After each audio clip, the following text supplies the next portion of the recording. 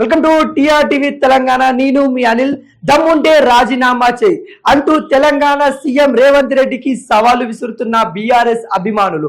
ఎక్కడ చూసినా అవే పోస్టర్లు. నిన్న చూసాం హరీష్ రావుకి రాజీనామా చేయాలని మైనంపల్లి అభిమానులు అటు చూస్తే మొత్తం చౌరస్తాలో కానీ లేకుంటే మన మల్కాజ్గిరిలో ఏరియాలో అయితే పోస్టర్లు అయితే పెట్టడం అయితే జరిగింది. అదే విధంగా దాన్ని బీఆర్ఎస్ అభిమానులు మరి దమ్ముంటే నువ్వు కూడా అరెస్ట్ చేయాలి తెలంగాణ ముఖ్యమంత్రి అన్నట్టు కూడా రేవంత్ రెడ్డికి సెటైర్లెస్ పోస్టర్లు పెట్టినట్టు కూడా కనబడతా ఉన్నాయి. పలు బస్ స్టేషన్లలో కూడా తెలంగాణ ముఖ్యమంత్రికి సంబంధించిన పోస్టర్లు అయితే కొంత హల్చల్ చేస్తున్న సందర్భం అయితే కనబడతా ఉంది. ఏదైతే రుణమాఫీకి సంబంధించిన విషయం ఏదైతే ఉందో 31,000 కోట్ల రుణమాఫీ చేస్తున్నా అని చెప్పేసి 17,000 కోట్ల వరకే చేశారు. మరి మిగతా డబ్బులు ఎటు పోతా ఉన్నాయి, వాటికి వివరాలు ఎప్పుడు చెప్తావు అన్నట్టు కూడా ఆ పత్రికలో అయితే కనబడుతున్న దాఖలాలు అయితే కనబడతా ఉన్నాయి.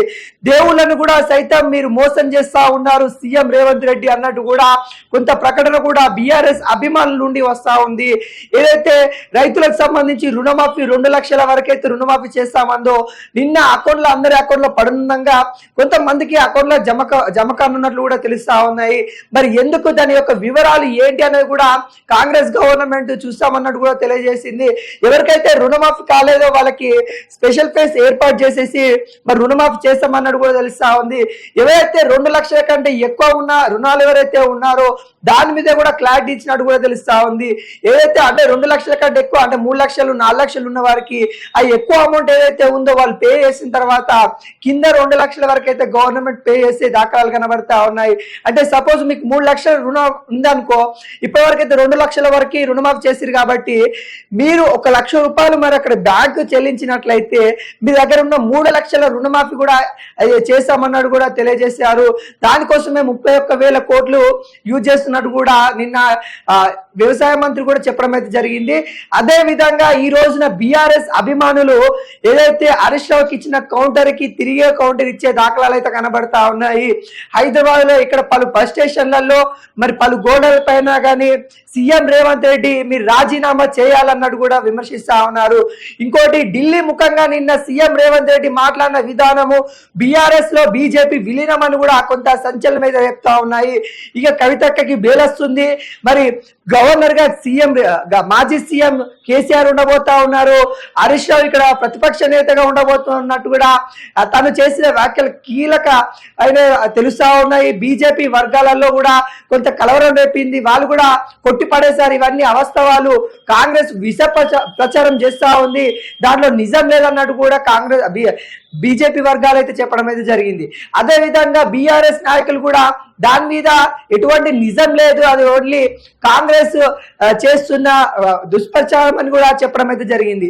ఏది ఏమైనా కానీ నిన్న సీఎం రేవంత్ రెడ్డి ఢిల్లీ ముఖంగా మాట్లాడిన విధానం కావచ్చు, మరి నిన్న మైనంపల్లి అభిమానులు ఎవరైతే ఉంటారో వాళ్ళు పోస్టర్లు పెట్టిన విధానం కావచ్చు, అదే విధంగా ఈ రోజు బీఆర్ఎస్ అభిమానులు పోస్టర్లు పెట్టిన విధానం కావచ్చు, తెలంగాణ అయితే దుమారం లేపుతా ఉన్నాయి. రాజకీయం అంతా వేడెక్కినట్టు కూడా తెలుస్తా ఉంది. ఒకవైపు కేసీఆర్ అయితే మరి ఫామ్ హౌస్ కే పరిమితం అయిపోయారు. తను మరి ఎందుకోసం ఇంత మౌనంగా ఉంటున్నట్టు కూడా చాలా రాజకీయ వర్గాల్లో చర్చనీయమైతే జరుగుతా ఉంది. రాజకీయాలు కూడా ఒక ఊపందుకున్న నేపథ్యంలో మరి ఎందుకు ఇంత సైలెంట్ గా ఉంటాడు? ఒకవైపు తిహార్ జైల్లో కవితక్క ఉంది, ఆ సందర్భం గురించి ఏం మాట్లాడలేదు. ఇంకొక వైపు చూస్తే కేటీఆర్ పైన కూడా ఎఫ్ఐఆర్ బుక్ అవుతా ఉన్నాయి, వాటి గురించి స్పందించట్లేదు. ఈ రోజున హరీష్ రావు గురించి కూడా దుమారం రేపుతా ఉన్నారు, మరి దాని గురించి కూడా ఏం స్పందించట్లేదు. కేటీఆర్ పైన కూడా మరి కొన్ని సెటైర్లు వేస్తా ఉన్నారు. నిన్న కూడా కేటీఆర్ పైన కూడా మహిళా కమిషన్ ఎఫ్ఐఆర్ సుమోటో కేసు కింద తీసుకోవడం అయితే జరిగింది. ఏదైతే ఆర్టీసీ బస్సులకు సంబంధించిన కామెంట్ చేశారో రికార్డింగ్ డాన్సులు చేసుకోండి బస్సులలో అని తను చేసిన వ్యాఖ్యలకి మహిళా కమిషన్ సుమోటో కేసు కింద కూడా తీసుకోవడం అయితే జరిగింది. ఇన్ని జరుగుతా ఉన్నా కానీ మరి కేసీఆర్ ఎందుకు మౌనంగా ఉంటా ఉన్నారు? మరి రేవంత్ రెడ్డి మరి ఇలా అనడానికి గల కారణాలు ఏంటి? నిన్న ప్రముఖ టీవీ ఛానల్స్ కూడా చెప్పడం అయితే జరుగుతా ఉంది. బీఆర్ఎస్ విలీనము కాబోతుంది బీజేపీలో అన్నట్టు కూడా తెలియజేస్తా ఉన్నారు. అంటే ఇన్నిగా చెప్తా ఉన్నా మరి కేసీఆర్ ఎందుకు స్పందించట్లేదు? మరి నిజంగానే కేసీఆర్ కేసీఆర్ గవర్నర్ గా రానున్నాడా? ఎందుకంటే కేసీఆర్ కి తెలంగాణ ఆధిపత్యం చేయాలంటే చాలా ఇష్టం, తనకి ఆధిపత్యం తన గుప్పెట్లో ఉంచుకోవాలంటాడు. కాబట్టి ఇప్పుడు ఏంటి చాయిస్? ఇప్పుడు సీఎం పదవి ఎట్లాగూ తనకి వచ్చే అర్హత లేదు, ఎందుకంటే ఎమ్మెల్యే కొనాలంటే ఇప్పుడు అది అయ్యే విషయం కాదు. తను ట్రై చేసిండు ఎమ్మెల్యే అక్కడ కాంగ్రెస్ గవర్నమెంట్ కూలగొడం అన్నట్టు కూడా ట్రై చేసిండు. అప్పుడేమైపోయింది, ఇక్కడున్న పిఆర్ఎస్ ఎమ్మెల్యే ఇంకా కాంగ్రెస్ వెళ్తున్నారు కాబట్టి వలసలు అటు నుండి ఇటు వస్తాయి అనుకున్నాడు, కానీ ఇటు నుండి అటు పోయేసరికి తన ప్లాన్ ఏదైతే ఉందో మరి రేవంత్ రెడ్డి రీప్లాన్ చేసేసి మరి బీఆర్ఎస్ సంబంధించిన ఎమ్మెల్యేలను తీసుకోవడం అయితే జరిగింది. మరి దీనికి ప్లానింగ్ మరి కేసీఆర్ ఏం చేస్తున్నారంటే మరి తెలంగాణకే గవర్నర్ గా రావాలని ఉపాయం కడుతున్నాడు. మరి తెలంగాణకే గవర్నర్ గా రావాలంటే ఏం చేయాలి? బీజేపీతో పొత్తు పెట్టాలి. మరి నిజంగా బీజేపీతో పొత్తు పెడితే మరి బీజేపీ తెలంగాణలో ఉన్న నాయకులు ఒప్పుకుంటుర్రా అంటే నిజంగా ఎవరు ఒప్పుకునే దాఖలాలు కూడా కనబడట్లేదు. ఇటు పోతే ఈటల రాజేంద్ర కావచ్చు, అటు పోతే రఘునందన్ రావు కావచ్చు, బండి సంజయ్ కావచ్చు, కిషన్ రెడ్డి కావచ్చు, ఎవరున్నా కానీ బీఆర్ఎస్ అయితే దగ్గరికి రానీయమనే చెప్తా ఉన్నారు. మరి ఎంతవరకైనా మరి ఒకవేళ ఢిల్లీలో ఏమైనా మంత్రాలు చేసి అంటే కేసీఆర్ మాట్లాడి మరి అక్కడ మోడీతో మాట్లాడి మరి నిజంగానే మరి కేసీఆర్ ని ఒకవేళ విలీనం చేసుకుందామని మాట్లాడినా కానీ తెలంగాణలో బీజేపీ పడిపోయే ఛాన్సెస్ కూడా వస్తూ ఉంటాయి. ఎందుకంటే బీజేపీలో ఉన్న నాయకులు కేసీఆర్ తో పనిచేయాలని కూడా ఎవరు కోరుకోవట్లేదు. ఎవరున్నా కానీ ఇక్కడ అదే విధంగా మరి ఇక్కడ వీళ్ళు కూడా బీఆర్ఎస్ సంబంధించిన నాయకులు కూడా ఖండిస్తా ఉన్నారు. మొత్తానికైతే రాజీనామా నేపథ్యంలో జరుగుతూ ఉన్నాయి. పదవుల కోసము ఆశపడుతున్న వాళ్ళకు కూడా కొంత క్యాబినెట్ మినిస్టర్స్ కోసం కూడా విస్తీర్ణ చేయడానికి సీఎం రేవంత్ రెడ్డి ఢిల్లీలో పర్యటిస్తా ఉన్నారు. అక్కడ ఉన్న అధిష్టానంతో కూడా మాట్లాడుతున్నారు. రేపు ఎల్లుండో క్యాబినెట్ విస్తీర్ణ కూడా చేయబోతున్నట్టు కూడా తెలుస్తా ఉంది. సీతక్కకి హోమ్ మినిస్టర్ పదవులు లాంటి పదవులు ఇచ్చే ఛాన్సెస్ కూడా కనబడతా ఉన్నాయి.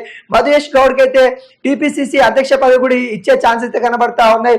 మరి నిజంగానే మరి ఏదైతే బీఆర్ఎస్ నాయకులు రాజీనామా చేయనే దానికి మరి ఈ రోజు సీఎం రేవంత్ రెడ్డి ఏం మాట్లాడుతారో చూడబోవాలి. మరి ఏది ఏమైనా కానీ ఈ పోస్టర్ల రాజకీయం ఏంటో మరి కొంత దుమారం రేపుతా ఉంది. మరి గోడల పైన కానీ బస్ స్టాండ్ల పైన కానీ నువ్వు రాజీనామా చేయంటే మీరు రాజీనామా చేయాలి, సిగ్గు చేరం ఇజ్జం మాదిది ఇవన్నీ ఏమన్నా ఉంటే రాజీనామా చేయాలని ఒకరిపై ఒకరు దుర్భాషలించుకోవడము ఈ తెలంగాణ ప్రజలు అందరూ చూస్తా ఉన్నారు. ఇది రాజకీయంగా ఎటువంటి ధోరణి తీస్తా ఉందనే కూడా మనమైతే ముందు చూడబోవాలి.